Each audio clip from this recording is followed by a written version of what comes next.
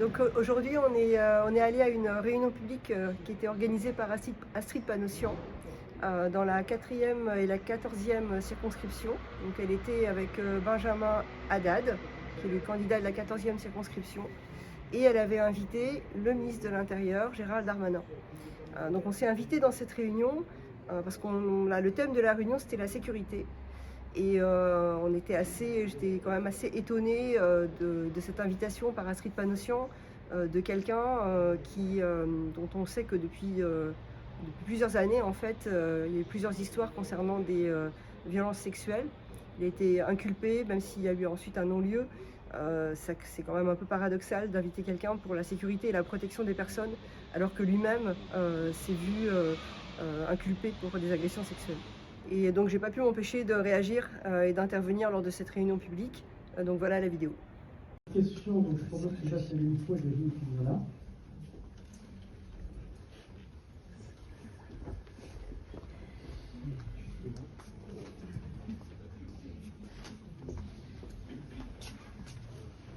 Merci, bonsoir, je suis très contente d'être parmi vous. Je suis en fait Nathalie Deprat, je suis candidate dans la 4e circonscription, donc du 17e et du 16e arrondissement pour la NUPES, pour la France Insoumise en particulier, mais pour la NUPES plus largement maintenant. Donc je ne vais pas revenir sur ce que vous avez évoqué concernant Jean-Luc Mélenchon, parce que ce n'est pas le but, on ne va pas polémiquer, et je ne suis pas là pour ça, et voilà. Voilà. Donc, mais comme M. Darmanin en a parlé, je me permets juste de dire que je n'en parlerai pas. Mais j'avais plutôt une question que je voulais vous soumettre concernant justement le thème de la sécurité, parce que je pense que c'est pour ça qu'on est là. Et avec l'idée que effectivement la sécurité c'est quelque chose de très important, puisqu'il s'agit de protéger les personnes. Et en lien aussi avec ce que vous disiez, Madame Panosyan, concernant notamment la thématique des violences conjugales.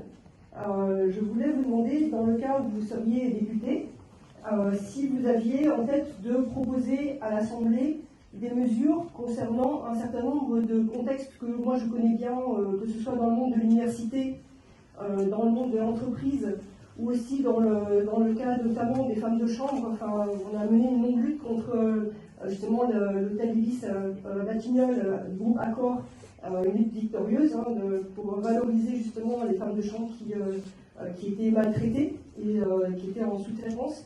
Donc je voudrais savoir si vous avez prévu d'engager une proposition de loi, ou formulez-le autrement peut-être dans des mots plus techniques, concernant tout ce qui concerne les abus de pouvoir que peuvent subir justement un certain nombre de femmes. Et par exemple, je parlais de mon propre contexte dans le cadre universitaire. Je connais énormément de jeunes étudiantes qui ont subi des abus, qu'ils soient sexuels ou psychiques, et c'est parfois aussi violent quand c'est psychique, vis-à-vis par exemple de leur directeur de recherche. La question c'est, est-ce que concrètement, voilà, Madame Panosyan, vous auriez en tête de proposer, de faire porter un projet qui concernerait justement cette question, les abus de pouvoir? Alors, c'est un sujet que je connais bien parce que moi, comme je l'ai dit, j'ai dirigé une entreprise. J'avais notamment les ressources humaines sous ma responsabilité. Et donc, il y a d'abord tout un travail à faire au niveau des organisations, que ce soit entreprises ou universités, sur la sensibilisation du harcèlement, sur une ligne ouverte, anonymisée, et sur des référents harcèlement. Donc ça, c'est tout un travail à faire. Et s'il faut aller plus loin, pourquoi pas?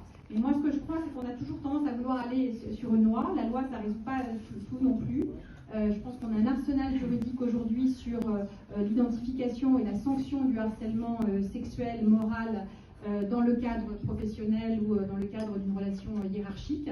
Et maintenant, la question, c'est comment est-ce qu'on sensibilise et comment est-ce qu'on applique le dispositif. Donc moi, ce serait plutôt ma réponse.